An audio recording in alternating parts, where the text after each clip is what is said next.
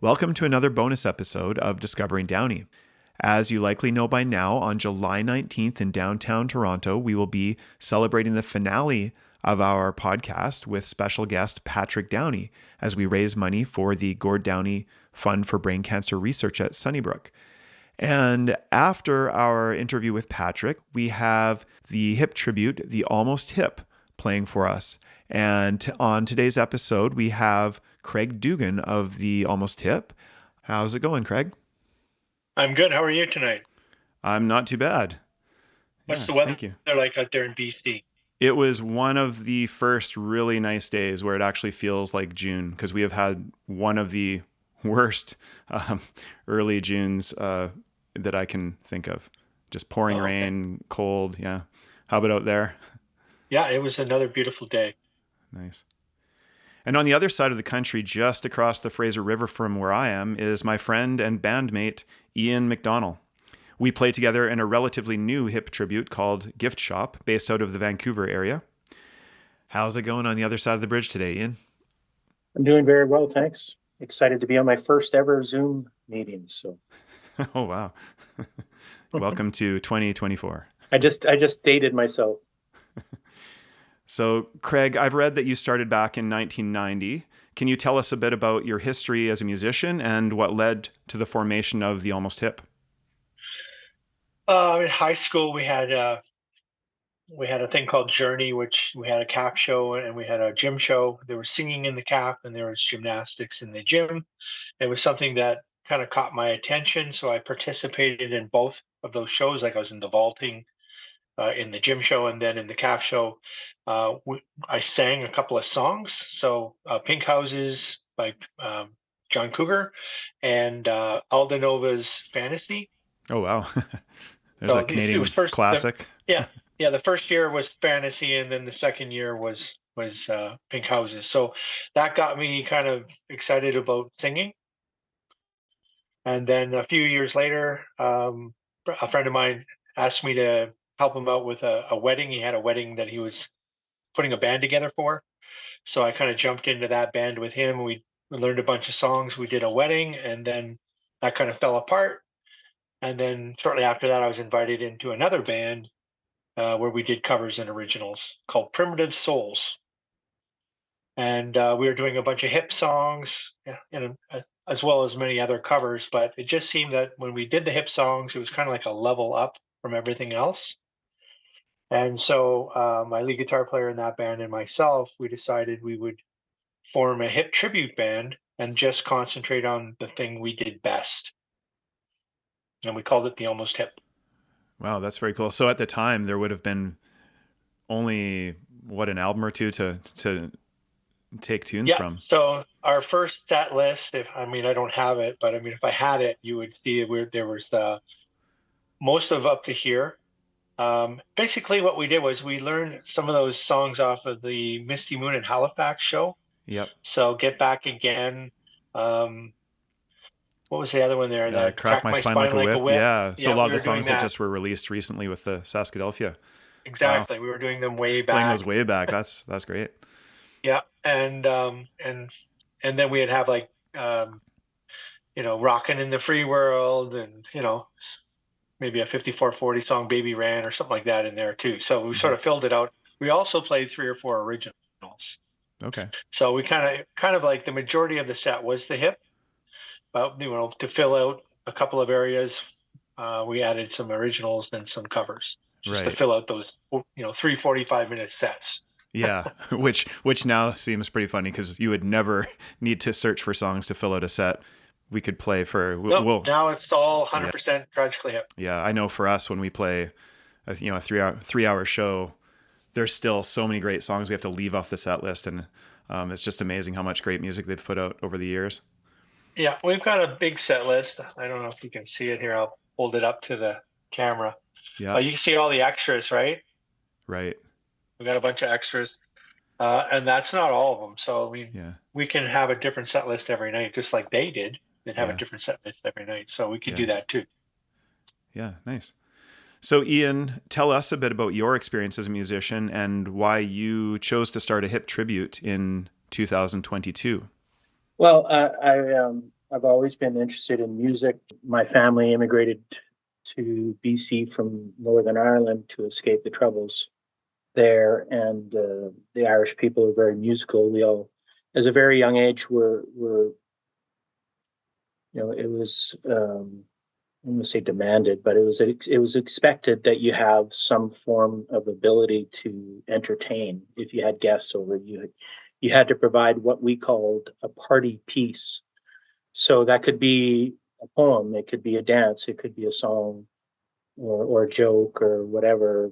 So at a very young age, I was quite astute uh, at having a variety of party pieces at my disposal, because I found out that getting attention was good, felt good. Being the center of attention was good. And I also usually got to stay up later than my siblings. So that was a little bonus. But then, so high school, I took some music lessons and was in band and started a couple of bands within high school doing original music and some covers more to learn how to perform and to learn our instruments, including my first ever band I was in included our bass player in Gift Shop, Craig A. Brown, was my best friend, and we were in our first couple of bands together. And that progressed to a point where we had a real shot of writing our own music and recording. We were in Toronto at the North by Northeast Festival. We had a manager. We had some interest. We had some backers financially, but it just didn't happen for us. But we had a couple of CDs that I'm proud of, and I was always a fan of the Tragically Hip, and I was always a fan of Gord's. I've seen them 8 or 10 times, and even though my original music didn't sound anything like the Tragically Hip, as a lyricist, would always hold it up to the standard that Gord set. So I would write something and think to myself, if I was having a beer with Gord, would he be cool with this, or would he think it was shite? So yeah, I very rarely, if ever, kind of felt like I lived up to his standards, but I tried my best to do so. And then I kind of retired, like after we swung for the fences and didn't make it, I kind of started, I had kids and a wife, and was busy living and providing, and then I kind of went back to performing, and met another old friend of ours, Corey, who plays drums for us. And I was in a couple of bands already, and they wanted to do another band, and I said, well, I think if I was going to do something else, I'd like to do a tribute band. And Corey was really kind of excited about doing a hip tribute, so that's the way we went. Great. So Craig, you've been playing for quite a long time, as you said. Is there a memorable gig that really sticks out to you, or maybe a couple that of shows that really just were like next level? I guess the first time that we played in front of Trooper at Lulu's here in Kitchener was a big night for us. The place was sold out, and Lulu's was the biggest or the longest bar in the world at the time. It used to be a Kmart, and they made it into a bar. So there's about 5,000, 6,000 people in that bar, Holy and wow. it was just crazy. I remember the first two songs, my eyes were closed. Scared. Yeah, It was crazy. But then after, well, 3 or 4 songs, I started to loosen up a little bit. right. So that was pretty scary. Yeah, definitely. I'll Uh, never forget that. yeah, actually, years ago when I'm a teacher, when I first started out, one of my students, her father played, or stepfather, I believe, played in Trooper, played drums. I'm not sure what version that was. He wasn't the original drummer. He was a younger guy, but I remember he came and played we did a little kind of coffee house night, and he came in with a couple buddies and started playing, Tom Sawyer and all these crazy songs on drums, and it was pretty crazy. Ian, how about you? I know we've only been going for a couple years now, but do you have a couple of shows that stick out for you? Yeah, I'm nothing in the 5,000 people mark, that's for sure, and that sounds like a really exciting show. But we played the Roxy nightclub in Vancouver, which is a pretty historic spot. It's a favorite watering hole of all the NHL players when they come into town, and have a lot of memories, or blurry memories, when I was younger and hanging out there. So it was kind of cool to be on the stage there, and we had a very sold out show, and the excitement was palpable, and the sound was great, and the optics were great, and yeah, that was a really special night. I think the first time we played there a few times now, but that one, I think the first time, it's one of the few times I was actually nervous on stage. I generally been doing it so long, I don't necessarily get stage fright anymore. But that night, I had a bit of anxiety before we went on. But as Craig said, quickly leaned into it once, just like a hockey player. Once you get on the ice and take a couple of hits or deliver a couple, you just forget about the crowd and do what you do. Yeah, for sure. So Craig, do you have, so I should mention both of you are the vocalists of your respective bands. Craig, do you have a favorite couple of songs that you just love to perform? Gift Shop, Good choice. Grace 2, Head by Century, Three Pistols. I mean, I can go on, but those are the Yeah. ones that would come right to the mind. Right. Yeah.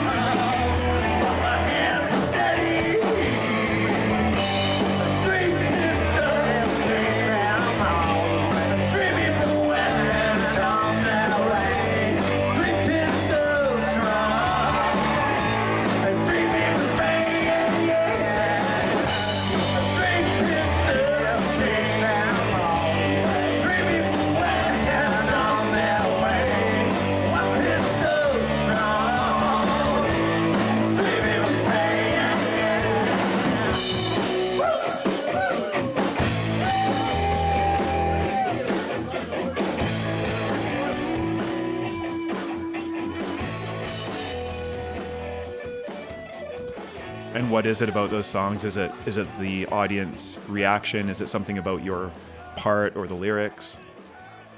It's just my delivery. I like the way I sing them. They're fun to sing. Yeah. And Ian, how about you? A couple of songs that stick out to you? I know you're a bit of a deep cut guy, but what do you What are a couple that stick out for you?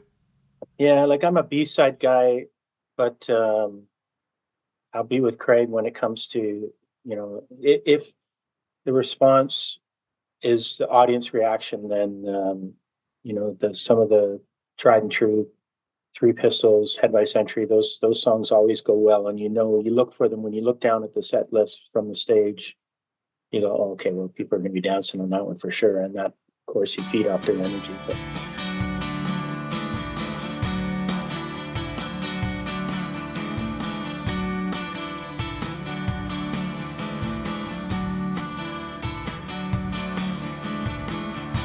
first thing we climb a tree, and maybe then we talk, or sit silently and listen to our thoughts, illusions of someday, casting a golden light, no dress rehearsal, this is our life.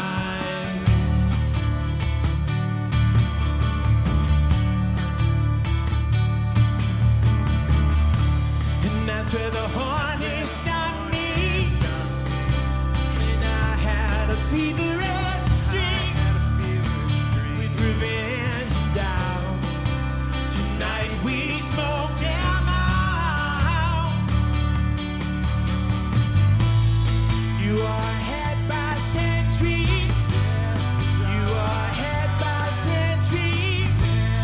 You are head by century.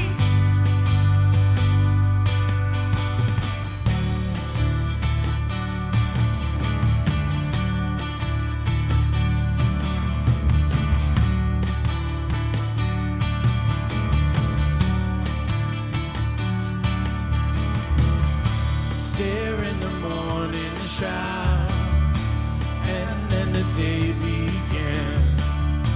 I tilted your cloud, you tilted my hand. Rain falls in real time, rain fell through the night. No dress rehearsal, this is our life.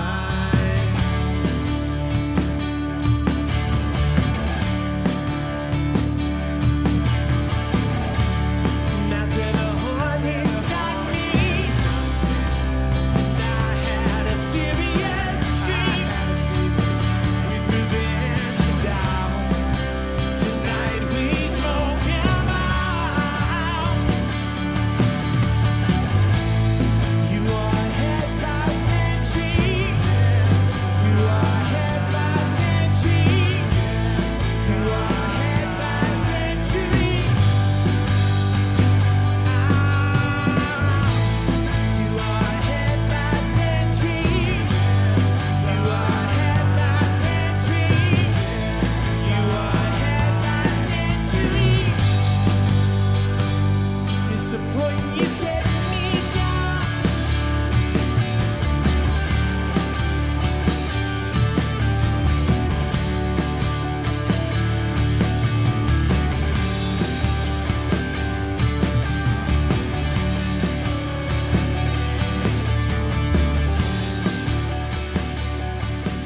I got to tell you, one of my favorite songs right now that we just learned is All Tore Up, which was off in Violet Light, I believe. And just because his phrasing is so strange, yeah, and it has kind of a punk rock edge, which as an 80s baby, that kind of suits me and what I like in music, that kind of rougher edge to it. And it's just a lot of fun to sing.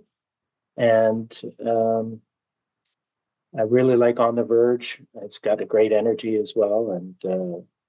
And I'll throw another Midnight in there as well, because what people don't know unless they go on YouTube and see us or whatever is that Craig Rogers, your host tonight, is not only a fantastic rhythm guitar player, and his tone and his guitar and stuff is phenomenal, but he is a fantastic, probably the best backup singer I've ever played with, and he does does his part so well. It's just a joy to sing with him. So those songs that have a really strong backup vocal line, I really look forward to seeing on the set list. Yeah, thanks. Yeah, I agree. Those are the songs that I love too, is the ones where we're harmonizing, and there's certain songs where we're both right in our wheelhouse, and you just feel it when that harmony is sizzling. I'm going to ask you both, what do you think? Is there a song that sticks out as being maybe the most difficult to play, whether it be lyric wise, phrasing, register? Is there a song that maybe you need to play early in the night to get it, or maybe a song you don't play as much as you'd like to because it's just challenging, or maybe it's an arrangement that's difficult? Craig, do you have any that come to mind? Well, we just learned Greasy Jungle, let's say a month and a half ago. Okay. And so that one's a little difficult vocally, but I love the tune. I love it. Yeah. But just that right? Yeah. So that's cool. I like that. It's difficult, but I love it. It's great. Yeah. Sometimes those are the most rewarding when there is a struggle. I know for us, I'll just mention Morning Moon. We've recently learned, and getting those harmonies and getting them to a place where they were ready to perform. We had it, in our, it was sort of scheduled to learn for months, and it was really a long time before I finally felt confident to put it in a set list. And now it's one of my favorites to play. Ian, do you have one that we play that you felt was a tough one? Well, I'm trying to think, maybe not purely from, my point of view, but I guess if it's vocally, like the darkest one, or gets up there register wise. But then, from the other side of things, there's some songs that, you're trying to reach for things, but there's other times which Gord goes down into his chest voice, and he's using, and he's hitting quite a low note. And I find it hard sometimes to project that and be able to, get it out so it's, the audience can hear it. With the darkest one, come in, come in, come in, like it gets down to that low register, which it's hard to hear, I imagine. Well, the one song that we don't do that has that very low register is that gently breathing lit by the morning sun. What song is that? Well, at Transformation, Yeah, that one we don't do because yeah, the first verse is so monotone, so low yeah, that it's it's quite hard menacing too. it's hard to It's project that one loudly, and then you come into the yeah, next verse, it's very loud. So it's like yeah, yeah, that one we tried it, we did it, and like when the album came out, and then we dropped it. So yeah. just for that It's a reason. cool, it's a cool song, but I don't know how many audience would appreciate it unless they were really true hit fans. Like That was a song they opened up with a lot, Yes, especially in the yes, the later that tours. tour. Yeah. Yeah. Yeah. I believe yeah, but the hip can do what they want, but a True. band playing, But you you also know, have a sound man there to boost those lows and pull them back. sure, You yeah, know what I mean? You can't do hopefully, that from your, mixing from the stage yourself. Yeah, yeah. So I thought it would be fun, since we have sort of like a long time running East Coast hit band. We've got a fairly new West Coast hit band. I thought it'd be fun to get you to maybe ask each other a question or two. So, Ian, do you have a question for Craig? sure, yeah, thanks. Craig, it's nice to meet you, first of all. I'm really interested in the fact that you've been paying tribute to the band since the 90s, because, for most people, they really became aware of the hip in the 90s, so I wonder what it was like to start out doing it back then and how it was received.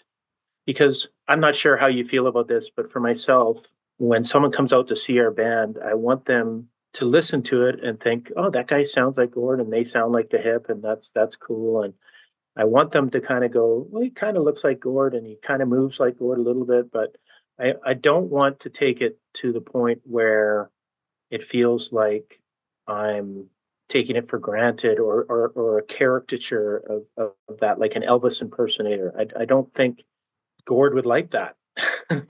You know, I was wondering if you had any, like, lots of people party with the hip and they love to hear the songs and stuff like that. But have you ever run into anybody that was kind of like, screw you, you're not the hip, you're not Gord, like, that kind of vibe? And how would you deal with that? Only online, really. Only online? Yeah. Like for example, the we post a show, and you get those fellows that like to post things negatively about what we're doing or that.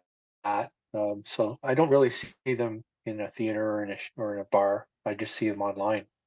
They're kind of spamming your spamming your gig. How do you feel about that? Like when you're performing, are you consciously going, well, Gord lifts one leg and he lifts one hand here, and oh, he does this there, or he points to himself here, or he points to the audience there. Like, I don't. I mean, there's also the smoking the fake cigarette, but no, yeah. I don't do any of that stuff. I think because I've been doing it for so long, it's just a natural thing for me now. I just get up and sing, Hmm. and then if I do mimic them, it's just because I guess it's sort of built in. Yeah. It's nothing that I don't say, okay, on this song, I'm going to do the smoking cigarette, the fake cigarette, and then this song, I'm going to do the wave of the hand. I'm right-handed. Gord is left-handed, so I'm reversed to him anyways, right? Hmm. Yeah. So when he held his mic stand, he was holding it with his right hand. I hold it with the left, or we're reversed. So I don't really worry about trying to do that. I just sing the songs. Okay. What's your favorite album? Uh, it's not a popular answer, but honestly, my favorite album is Music at Work Okay. because I love it. I love how it blends together. And, and I don't even think my favorite song is on that album, but when I listen to the album as a whole, I love how it sounds. I love how it makes me feel. I love the depth of the lyrics. Probably goes a couple of songs too long, but I don't know what song I would cut off if I had to cut, if I was editing the album. But How about you, Craig? What's your favorite album? Up to here, up to here. I remember it doesn't matter what year it was or what year it was. Playing horseshoes in the backyard, put the Up to Here on, and then I start hitting ringers. I don't know what it yeah. is. I get in the zone with that album. So In 2000, the Music at Work came out in 2000, and I was lucky enough to see them in Seattle, which is about a 3.5 hour drive from Vancouver. And we have a funny story of my wife and I and some friends went down, and they played at the Moore Theater, and there was a Moore hotel adjacent to it. I've stayed there. And No yeah, no and bathrooms. no, and we were standing outside of the theater as the tour bus pulled up, and they were calling the members in, and it was only us, standing there, and they were calling the members in for sound check. And so while they were waiting for them, they were just convalescing in the bus. And as we were standing there, and they start, okay, Johnny Faye comes out because they're going to sound check the drums, and we all go, Johnny Faye. Like, for some reason, we had this feeling that we wanted to let them know that we knew who they were, because there was no fanfare for them. There was no one there to, you know, and Robbie Baker, as he walks in, hey guys, and Paul Langlois, and and then Gord comes out. He's last to come out, and he looks battle weary and road sore and dusty and grumpy, and his toque is pulled down over his head, and he last thing he wants is fanatical Canadians bugging him on the way into the theater. And my buddy goes, hey Gord, why don't you let us in to hear sound check? We drove all the way from Vancouver. And he looks back at the bus and he looks at us and he goes, all the way, huh? And he just walked in. He just walked past the thing. But it was such a fantastic show, and it was the first time that I saw them that they're really dialed in. Johnny Faye played to a click track a lot because they had lots of backing tracks. They had a female backup singer. They had a keyboardist. They really were dialed in and trying to make a sound that was as polished as possible, where previously it was, there was room for looseness, and so I think that album, they were really trying to to sound different and to be a little bit different. So that's, I think, one of the reasons why I like it so much. So Ian, tell us about the first time that you recall hearing the hip. Well, the first time I heard the hip was the EP, the blue EP on cassette, and that's not all that unusual, as I'm sure that lots of people heard the hip the first time through that. But my story is that my girlfriend at the time, when I was a young man, that was in what, 86, 87, 86 when the EP came out. Anyways, there's a quite a famous bar in Vancouver called the Town Pump. It's no longer there, unfortunately, but everybody that was anybody, went through there at one point or another. And I believe it was the first time the Hip played Vancouver. They played the Town Pump, and my girlfriend went to see them. And before she went, I had decided that I didn't want to see her anymore. She was super clingy and kind of followed me around. And, being a young man at that age, I wasn't into it. And Craig, who's our bass player in our band now, was sick of me whining about it. So he's like, man, you got to break up with this girl and you got to break up with her tonight. Like, just man up and do it. And I was anxious about hurting her feelings and, having that confrontation. So we had made plans to see each other the night after this. She was going to this concert with some girlfriends. And so I steeled my resolve and I waited for her at her designated spot. And she showed up and I was building up to giving her the bad news. And before I could get it out, she goes, okay, yeah, we got to talk. Yeah, I'll hear what you got to say. But I just got to tell you about my night last night. Went to the Town Pump. I saw this fantastic band and they were so good. And I really love them. And I knew that you would really love them too. So I bought you their demo CD or cassette, sorry. And she hands it to me. And I was like, well, that was very thoughtful. We're going to have to see each other tomorrow night. Yeah. So yeah, I had to put off the inevitable. But that was the first time I heard the band almost in an angry state. And then I was like, listened to it and was like, yeah, this is my kind of stuff. Craig, you've been playing the Hips music for a long time, so I'm guessing you've seen them a fair number of times. Can you tell us a little bit about some of the times you've seen them? Oh yeah. So I think the very first time I saw them was here in Cambridge, at a place called the Northlands, which doesn't exist anymore. That was the same tour as Misty Moon. The New Orleans is sinking and Blood High Dough just hit the radio and everybody was going crazy for them. So that place was packed. I remember coming out of there, my shirt was soaked. It was just so hot in there from all the bodies. Yeah. And I remember Gordy being so intense and it was just it was an experience like I've never experienced before with a band. And I was close. And there was a point where they were doing the song Fight and he dismantled his mic stand.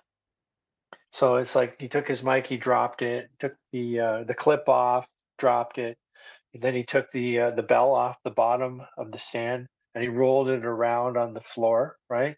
And somebody was stupid enough to go and try to grab it and touch the bell, right? And he kind of went after him like as he was going to get him, like he's kind of scared the guy. It's like, hurrah, one of those, right? That was so cool. Yeah. And then of course he puts it all back together and they finish the song. But it was like the song was Fight. It was really cool.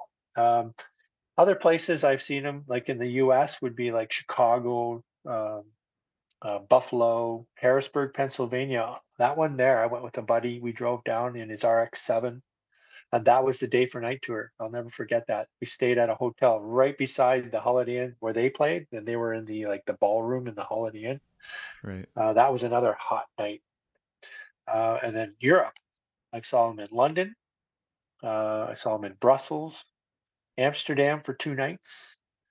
And then, yeah, Niagara on the Lake, they did a tour in Niagara on the Lake.